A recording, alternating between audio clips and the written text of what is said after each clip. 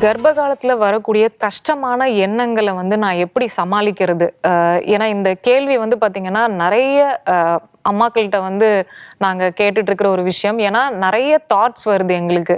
அந்த தாட்ஸை வந்து எங்களால கண்ட்ரோலே பண்ண முடியல, அந்த தாட்ஸை எங்களால ஹேண்டிலே பண்ண முடியல அப்படின்ட்டு நிறைய கர்ப்பிணிகள் வந்து ஷேர் பண்ணியிருக்காங்க. என்னன்னா கர்ப்ப காலத்துல வந்து நான் எப்போதுமே சந்தோஷமா தான் இருக்கணுமா அப்படின்ற ஒரு கேள்வி இருக்கு.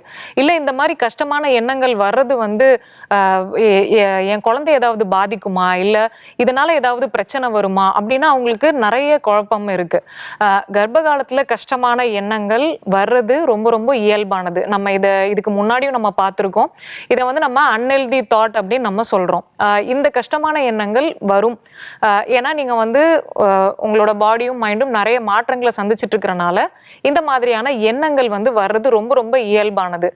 ஆனா இதுல என்ன முக்கியமானதுன்னா நீங்க அந்த எண்ணங்களை எப்படி ஹேண்டில் பண்றீங்க அப்படின்றது தான் முக்கியம். எண்ணம் வர்றது வந்து தப்பு இல்லை, பட் நம்ம அந்த எண்ணத்தை சரியான விதத்துல நம்ம ஹேண்டில் பண்றோமா அப்படின்றத நம்ம பார்க்கணும். ஏன்னா இந்த கர்ப்பகாலம் முழுக்க நிறைய மாற்றங்கள் நடக்குது. நம்ம அந்த ஹார்மோன், எடை கூடுறது, உங்களோட மனநிலையில மாற்றம் வருது, இந்த மாதிரி நிறைய மாற்றங்கள் நடந்துட்டு இருக்கிறனால இந்த எண்ணங்கள் வந்து வரும். இந்த எண்ணங்கள் பார்த்தீங்கன்னா என்ன ஆகும் நாளடைவில் அப்படின்னா அவங்களுக்கு ஒரு பயத்தையும் பதட்டத்தையும் கிரியேட் பண்ண ஆரம்பிக்கும்.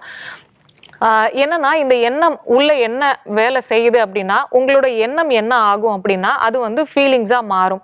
இந்த எண்ணமே பார்த்தீங்கன்னா என்ன பண்ணும், ஒரு பயத்தை வந்து உருவாக்கலாம், இல்லை ஒரு பதட்டத்தை உருவாக்கலாம், இல்லை ஒரு ஸ்ட்ரெஸ்ஸை உருவாக்கலாம்.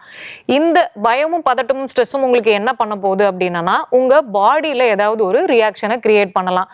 சில பேருக்கு தலைவலி வரலாம், சில பேருக்கு வந்து பார்த்தீங்கன்னா ஒரு மாதிரி பிரீத்திங்ல வந்து ஒரு மாற்றம் ஏற்படலாம், இல்லை அவங்களுக்கு வந்து யார் கூடயுமே இன்ட்ராக்ட் பண்ண விருப்பம் இல்லாம இருக்கலாம், அவங்க யார் கூடயும் பேசாம இருக்கலாம், இல்ல அவங்களுக்கு ரொம்ப பிடிச்ச விஷயத்துல கூட அவங்களால வந்து ஆர்வம் காட்டாம இருக்கலாம், அந்த விஷயத்தை செய்யறதுக்கு அவங்களுக்கு விருப்பம் இல்லாம இருக்கலாம். இது எல்லாமே நடக்க வாய்ப்புகள் இருக்கு. இது எதுவுமே வந்து தவறு கிடையாது, இது அவங்களோட தவறு கிடையாது.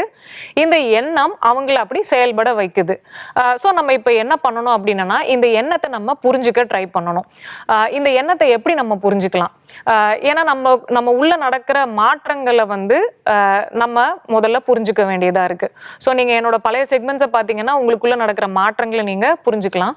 ஸோ இந்த எண்ணங்களை நம்ம வந்து ஒரு 3வது ஸ்டேஜ் வரைக்கும் போக விட வேண்டிய அவசியம் கிடையாது. அதாவது எது 3வது ஸ்டேஜ் அப்படின்னா நம்ம ஆக்ஷனை தான் நம்ம வந்து 3rd ஸ்டேஜ் நம்ம சொல்றோம். முதல்ல நம்மளுக்கு ஒரு தாட் கிரியேட் ஆகுது, அதுவே நம்மளுக்கு ஒரு உணர்வை வந்து கிரியேட் பண்ணுது. அந்த உணர்வு நம்மளை என்ன பண்ணுதுன்னா செயல்பட வைக்குது. நம்ம வந்து கோபப்படலாம், நம்ம வந்து கவலையாகலாம், நம்ம யார்கிட்டயாவது வந்து கத்தலாம். இந்த மாதிரி என்ன ஆகுதுன்னா நம்மளை அந்த எண்ணம் ரொம்ப நாளா உள்ள வந்து ஹேண்டில் பண்ணப்படாம இருந்து நம்மளை அது கோபமாவோ இல்லை நம்மளை வந்து ஒரு மாதிரி நம்மளுக்குள்ள ஒரு எரிச்சலையோ கிரியேட் பண்ணி நம்மளை ஒரு நெகட்டிவான முறையில் வந்து நம்மளை ரியாக்ட் பண்ண வைக்குது. ஸோ நீங்கள் எண்ணத்திலேயே சரி பண்ண ஆரம்பிக்கலாம். உங்களோட அன்ஹெல்தி தாட்டை வந்து நீங்கள் ஹேண்டில் பண்ணுறதுக்கு நம்ம அந்த ப்ரீத்திங் ப்ராக்டிஸும் பாசிட்டிவ் செல்ஃப் டாக்கும் நம்ம ஏற்கனவே பார்த்துருக்கோம். அதை நீங்கள் வந்து எடுக்க ஆரம்பிக்கலாம், அதை நீங்கள் ப்ராக்டிஸ் பண்ண ஆரம்பிக்கலாம். எப்பெல்லாம் உங்களுக்கு ஒரு கஷ்டமான எண்ணமோ இல்லை உங்களுக்கு ஒரு பயத்தை கிரியேட் பண்ணுற எண்ணம் உருவாகுதோ அப்பெல்லாம் அந்த எண்ணத்தை எழுத ஆரம்பிங்க. அடுத்தது நீங்க வந்து சப்போர்ட், உங்களுக்கு தேவையான சப்போர்ட், உங்களால முடியல, உங்களுக்கு வேலை ரொம்ப அதிகமா இருக்கு, உங்களுக்கு ரெஸ்பான்சிபிலிட்டி ரொம்ப அதிகமா இருக்கு அப்படின்னா அதை ஷேர் பண்ணுங்க. அதை உங்களுக்கு என்ன கஷ்டமா இருக்கு அப்படின்றத உங்க வீட்டில் இருக்கிறவங்கள்ட்ட நீங்க எக்ஸ்பிரஸ் பண்ணுங்க. நான் வந்து மற்றவங்களோட பேசுறத வந்து இந்த எண்ணம் வந்து குறைக்க ஆரம்பிக்குது, எனக்கு சோஷியலைஸ் ஆக முடியல, என்னால் வந்து சரியாக சாப்பிட முடியல, என்னால் தூங்க முடியல, இந்த எண்ணம் என்னை ரொம்ப தொந்தரவு பண்ணுது அப்படின்னா நீங்கள் ஆலோசனை எடுத்துக்கலாம். இது வந்து லக்ஸரி கிடையாது, நான் திருப்பியும் சொல்கிறேன். இந்த எண்ணத்தை நீங்கள் ஹேண்டில் பண்ணுறது மூலமாக நீங்கள் காமாக இருக்கிறதோட உங்கள் வயிற்றுக்குள்ளே வளர்கிற குழந்தையும் காமாக இருக்காங்க. உங்கள் குழந்தையோட ஒட்டுமொத்த வளர்ச்சியும் பார்த்தீங்கன்னா ரொம்ப ஆரோக்கியமான முறையில் நடக்கும். ப்ரெக்னென்சியில் வரக்கூடிய சவால்களை உங்களால் வந்து ஹேண்டில் பண்ணுறதுக்கான ஒரு கெப்பாசிட்டி வந்து உங்களுக்கு கிரியேட் ஆக ஆரம்பிக்கும். ஸோ நீங்கள் வந்து தெரிஞ்சுக்க வேண்டியது என்னென்னா கர்ப்ப காலத்தில் வரக்கூடிய கஷ்டமான எண்ணங்கள் தவறு இல்லை. கர்ப்ப காலத்தில் வரக்கூடிய ஸ்ட்ரெஸ் ரொம்ப இயல்பானது. அதை நீங்கள் எப்படி ஹேண்டில் பண்ணுறீங்க, எப்படி ஆரோக்கியமான முறையில் ஹேண்டில் பண்ணுறீங்க அப்படின்றது தான் முக்கியம். ஸோ இதுக்கப்புறம் நீங்கள் தொடர்ந்து உங்களுடைய எமோஷன்ஸை வந்து ஐடென்டிஃபை பண்ண ஆரம்பிங்க, அதை ஹேண்டில் பண்ணுறதுக்கு ப்ராக்டிஸ் பண்ண ஆரம்பிங்க. கண்டிப்பாக வந்து நம்ம பேரண்டிங் வந்து ஸ்டார்ட்ஸ் ஃப்ரம் ப்ரெக்னென்சின்னு சொல்கிறதுக்கு இது வந்து ஒரு முக்கியமான ஒரு எக்ஸாம்பிளா நம்ம எடுத்துக்கலாம்.